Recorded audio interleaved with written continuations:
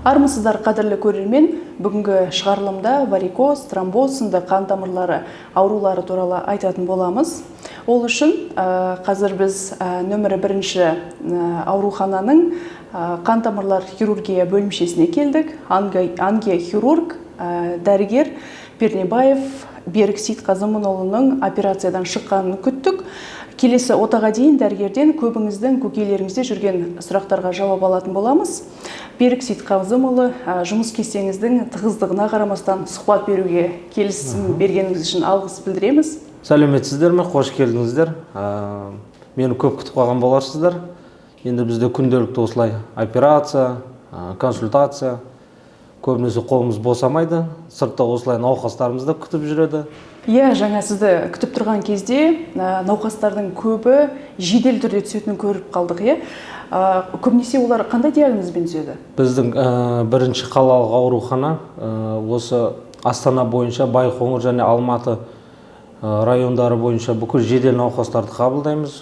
Жаңа жедел жәрдеммен келіп атады. Оның ішінде бізде көбінесе түсетін науқастар ол аяқтың тромбозы, оның ішінде артерияның тромбоздары, веналық тромбоздар, немесе тамырлардың зақымдалуы, жаңағы травмалар әртүрлі, пышақ кірген жағдайлар бәрі кіре береді. Көбінесе бізге түсетін сол тромбоздар болып саналады. То есть тамырлардың бітеліп қалу несімен түседі. Жұмыс барысында есіңізде қалған бір ерекше оқиғалар болса айтып берсеңіз. Ондай оқиғалар негізі бізде күнде кездесіп жатады.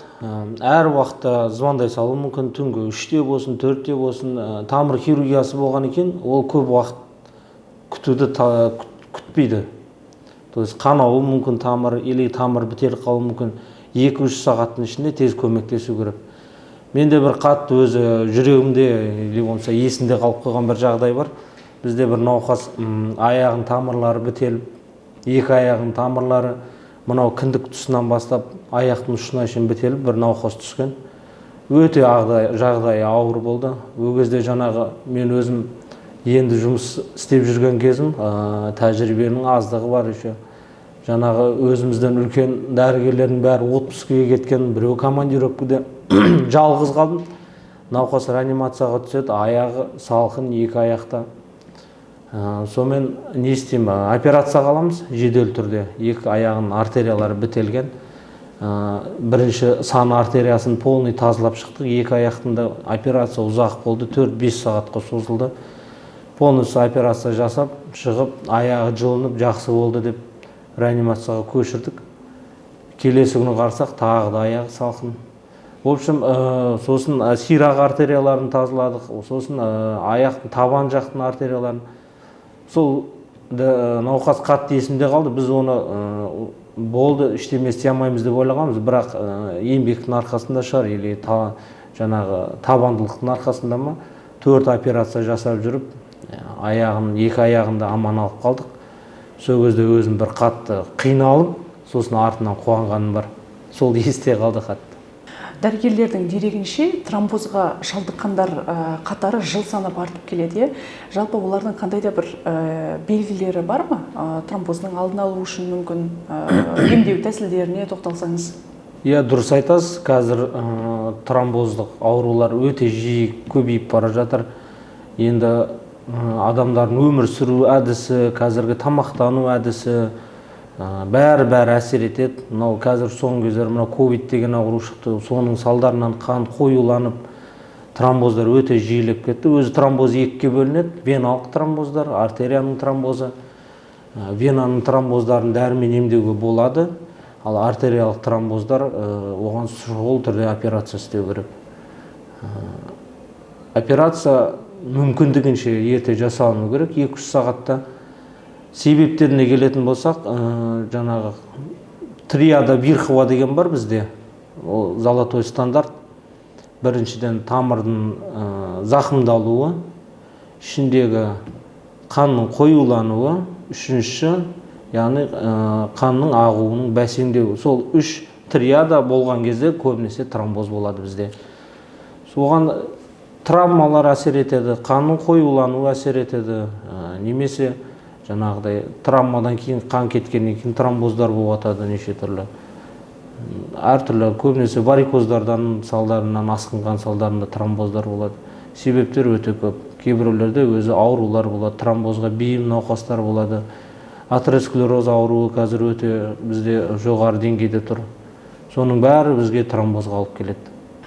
Тромб жалпы көп қозғалмайтын, суды аз ішетін, бір жерде тұрып жұмыс істейтін адамдарда жиі кездеседі дейді. Осы қаншалықты рас? Бұл да жаңағы біздің айтқан триада вирхова, бұл да соған келіп тіреледі. Аз қозғалатын деп жатсыз, аз қозғалатын, бір орында тұратын адамдардың аяғында, веналарда стаз болады. Немесе ұзақ уақыт самолетпен ұшқан кезде де адам бір орында отырады, қимылдамайды. Бұлшықеттер қимылдамайды, тамырдың ішінде қан жүруі баяулайды. Ол жаңа триаданың біреуі. Немесе суды аз ішіп, жаңағыдай көп су жоғалтып, қан қоюланған кезде көбінесе сол кездерде де тромбоз болады. Енді себептер бір жағынан жаңағы варикоз, біздің атеросклероз, бәрі де соның ішінде варикоз көбінесе профессионалдық ауруларға кіреді. Жаңағы парикмахерлерде соның бәрі соңынан келіп тромбозға алып келіп жатады.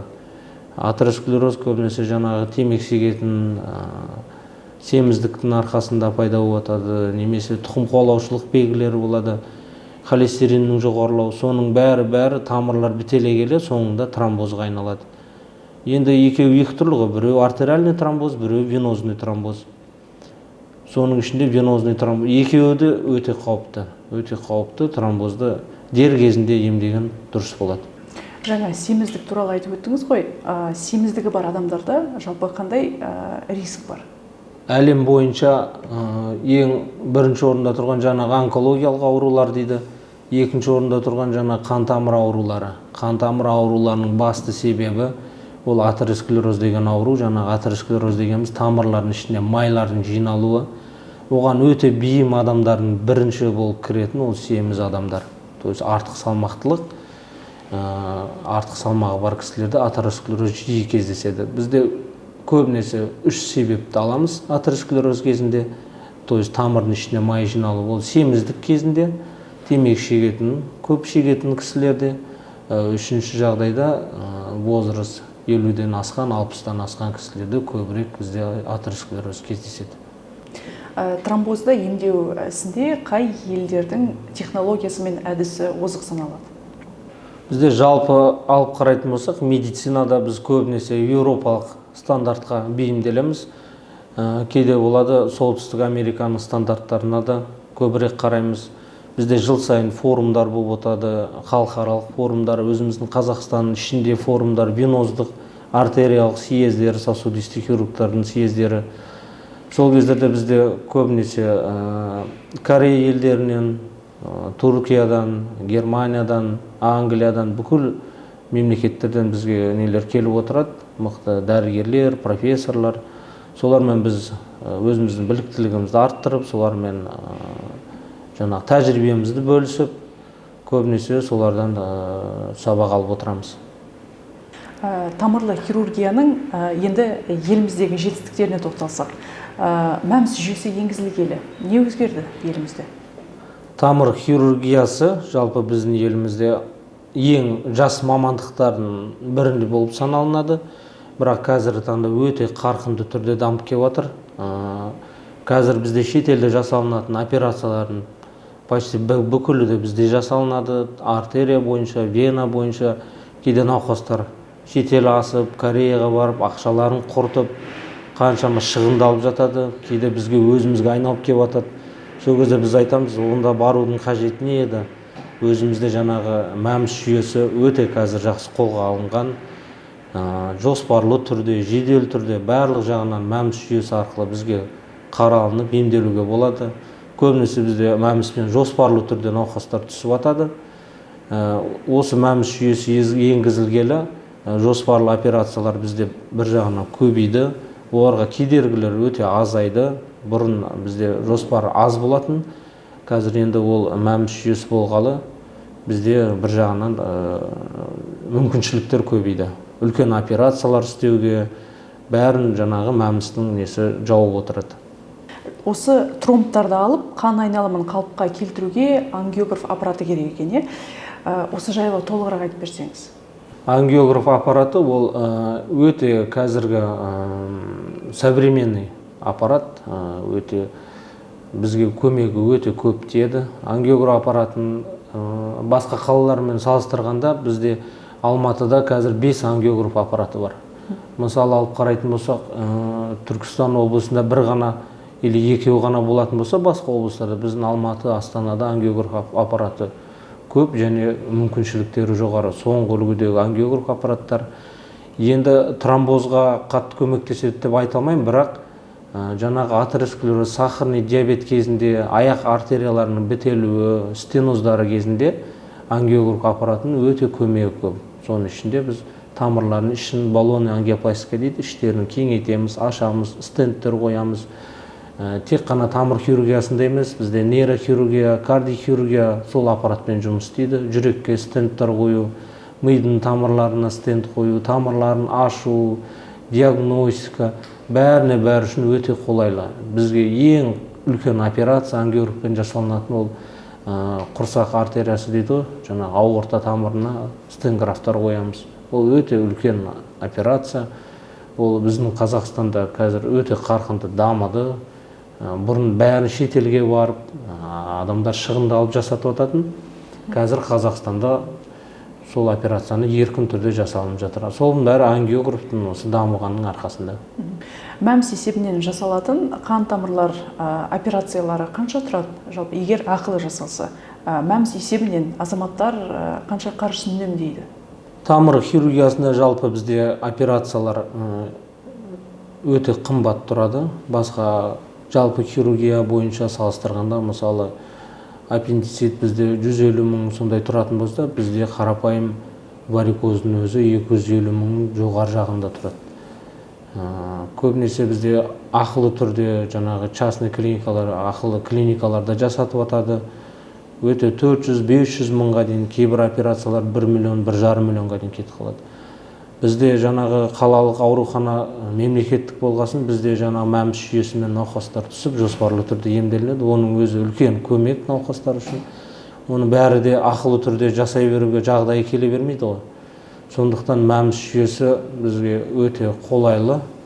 Операциялардың шығындарын бәрін жақсы өтейді. Өйткені кейбір операциялар бізде 3 миллионның төңірегіне кетіп қалады. Оған ешкімнің көбісінің жағдайы жете бермейді. Кейбіреулер, менде бір жағдай болған, бір науқас Кореяға барып, бізде жаңағы ангиографпен жасалынатын операция деп отырық қой. Соның баллонный ангиопластиканы Кореяға барып жасатып, 3 миллион теңгесін құртып кепті. Соңында қатты ондай результаты болған жоқ. Бізге кеп, соны бізге де жасатуға болушы еді, мен түсіндірсем, соны көбісі біле бермейді, жаңағы, или білсе де онша сене бермейді әлі. Олай істеуге болмайды деп ойлаймын, өйткені қазір өте қарқынды дамыды. МАМС жүйесі бәрін қаржыландырып отыр, жасатуға болады. Жалпы қан тамырлар бөлімшесіне неге диабетке шалдыққан, сосын қан қысымы жоғары азаматтар көбірек келіп түседі екен, оған не себеп? Олар мүмкін диета сақтамайтын шығар, қарапайым. Жалпы қан тамырлар ауруы, енді қан тамыр деген бүкіл жерде бар ғой. Аяқта да бар, қолда да бар, бүйректе де бар қан тамыры, жүректе де бар тамыры. Бізде жаңағы бір атеросклероз, мультифокальный атеросклероз деген түрі бар. Ол жағдайда жаңа біз айтып өткен майлар бар ғой, тамырдың ішіне жиналатын. Ол тек қана аяқ қолда ғана емес, бүйректің тамырларына, жүректің тамырларына, бүкіл организмде, мидың тамырларына, бүкіл жерге жиналады. Давление болады науқастарда. Көбінесе енді сахар диабетке тоқталатын болсақ, енді оның себептері өте көп. Сахарный диабет кезінде, если атеросклероз болса, қосымша сахарный диабет болса, екеуі қосылып, одан да қатты тамырлар бітелуіне алып келеді. Сахарный диабеттің жаңағы осложнениялары өте көп. Тамырларын көбінесе аяқтың тамырларын көзге әсер етеді, бүйректің тамырларын, бүйректің өзін құртып атады. Қазіргі кезде ғасыр індеттерінің біріне жатады сахарный диабет. Көбінесе өте қатты диетаны талап етеді. Енді кейбір кісілер айтып атады, біз ойлаймыз, осы семіз салмағы көп кісілер сахарный диабет болатын. Жоқ. Кейбір жап-жас жігіттер, жап-жас қыздар артық салмағы болмаса да сахарный диабетке, жаңағы қант диабетіне шалдығып атады. Наследственный факторлар, жаңағы тұқым қуалаушылық белгілері бәрі әсер етеді. Салауатты өмір салтын ұстанып, салмаққа дұрыс қарап, диетаны ұстап, жаңағы көмірсулы тағамдарды аз қолданып, жаңағы қазірде бізде фастфуд деп жатыр, соны көп қолданады, жастар кока-кола ішеді, неше түрлі тәттілер көбейіп кетті ғой. Соның бәрі әсер етеді. Тамырға әсер етеді, сахарный диабетке әсер етеді, атеросклероз, артық салмақ бәрі бір-бірімен тығыз байланысты. Ерлерге қарағанда әйелдерде варикозға шалдығуы 3 есе көп екен. Жалпы және де асқынып кеткен кезде жүгінеді екен, көбінесе ауруханаға. Варикоз енді ғана көріне бастағанда жүгіну керек па сонда? Біздің нәзік жандылар, жаңа айтып жатсыз ғой, 3 есе, 4 есе көп варикозға шалдығады. Бір жағынан алып қарайтын болсақ, көбінесе жүктілікке байланысты, және де әйел кісілерде гормондардың ерекшелігіне байланысты, жыныс гормондары ай сайын өзгеріп отырады, өзіңіз білетіндей. Жүктілік кезінде әсіресе біздің өзіміздің қазақтың келіншектерінде көп кездесіп жатады варикоз. Бізде жаңағы 4-еу, 5-еу бәрін қатарынан ұра береді ғой, білесіз өзіңіз. Соның арасында сәл-сәл жаңағы перерывтер жасап, өз-өзіне сәл қарап, жаңағы дәрігерге уақытысында қаралып, бірінші сеточкалар дейміз, солар шыға бастаған кезде өзінің шылкиін киіп, аяғына дәрігерге қаралып, дәрісін ішіп, уақытылы бандаждар бар, арнайы соларды киіп жүрсе, қатты варикоздың алдын алуға болады, кішігірім күйінде сақтап қалуға. Негізі асқындырмай, жаңа енді ғана көріне бастаса деп айттым ғой, сол кезде барса, оның алдын алуға бола ма? Емделіп дегендей. Әлде ол бәрібір бара-бара бәрібір өзі асқына бере ме? Енді жаңағы тамыр жұлдызшалары дейді ғой, сол шыққан кезде ол варикоздың ең алғашқы белгісі.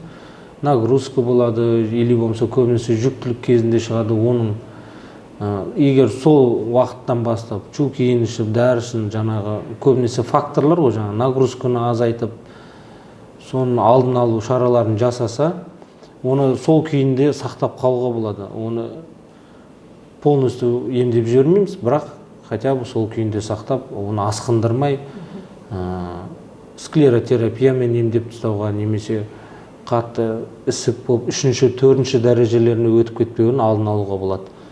Ал 3-ші, 4-ші дәрежесіне өтіп кетсе, уже бізге операция жасауға тура келеді.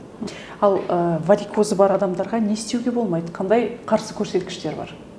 Варикозы бар адамдарға нақты осындай істеуге болмайды деген жоқ, бірақ белгілі бір шектеулер бар. Соның ішінде жаңағы нагрузка, көбінесе жаңағы ауыр көтеретін кісілер өзі шалдығады ғой варикозға, жаңағы штангистер деп атамыз, немесе жаңағы қатты аяққа нагрузка жасайтын, бір орында тұратын грузчиктер, парикмахерлер, мұғалімдер, оның ішінде дәрігерлер.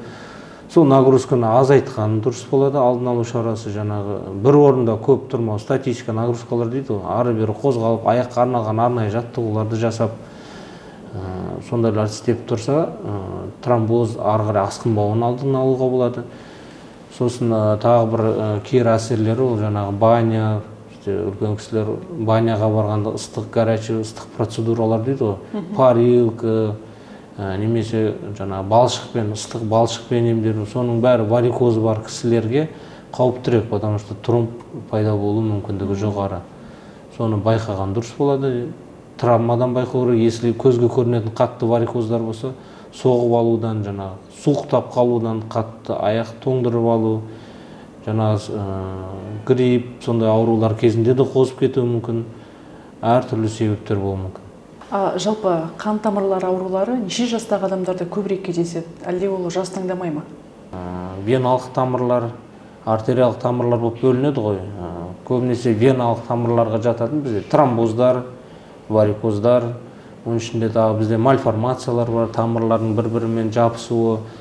Мальформациялар, гемангиомалар мысалы веналық көбінесе тума балаларда кездеседі, жас балаларда, жаңа біз айтып атамыз қызылша, мен, сондайлар, соның бәрі тамыр ауруларына жатады. Варикоз аурулары бізде жас келіншектерде кездеседі, 30-35-40 жас аралығында. Ал біздің қазіргі негізгі проблемамыз ол атеросклероз ауруы, жаңа ай басқан деп жатырмын ғой тамырларды. Олар көбінесе бізде үлкен кісілерде. 50-ден 60-тан асқан кісілер 40 жыл, 30 жыл бойы темекі шегеді, соңында соның зардабын шегіп жатады. Яғни жас таңдамайды, иә? Жас таңдамайды. Әр аурудың өзінің жастары бар. Өмірде мамандық таңдауда қателесуге болмайды деп жатады, иә? Бұл салаға келуіңізге не түрткі болды? Басында медицинаны өзім жас кезімізден жаңағы дәрігер болам деп армандадық қой. Сонымен 7 жыл оқып, сосын енді бөлінеміз ғой. Қандай тамыр хирургиясы бар, травматология, урология, бәріміз әр жаққа кеттік. Сонда ойланып отырып, қайсысына барсам, өзім жастайымнан жаңағы шұқылап бірдемелерді істеуге қызығатын. Жаңағы темірлермен бірдемелерді құрастырып, біздің кезімізде ойыншықта жоқ қой, сымдармен бірдемелерді құрастырып, сосын өзім сурет салуға жақсы қызығатын. Сонда ойланып, осы тамыр хирургиясы да тура сондай ғой. Жаңағы кішкентай тамырлар көзімізге лупаны киіп алып, соларды жалғап тамырларды. Сол маған өзіме жүрегіме жақын болды. Соны таңдап, өзі асықпайтын, спокойный жігіттің. Сол өзіме ыңғайлы болды, өзіме ұнады сол. Сосын бір кісі болатын, бізде үлкен кісі. Сол кісі тамыр хирургі болып істейтін. Сол кісіге қатты еліктейтін, осы сияқты профессор болсам, осындай операцияларды жасасам ғой деп. Солай тамыр хирургі боламыз деп шештік.